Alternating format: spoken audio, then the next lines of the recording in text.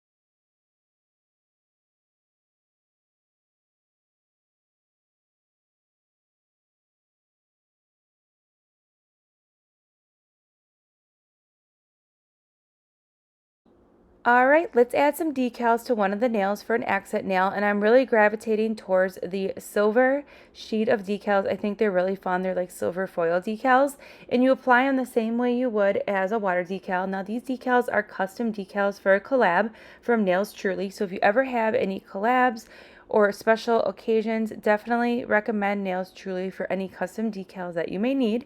Now, we're not going to do an in-depth tutorial on the decals. If you are interested in that, I will go ahead and link it in the cards. All right, so let's apply some of these fun decals, and then I'll pop back in at the end.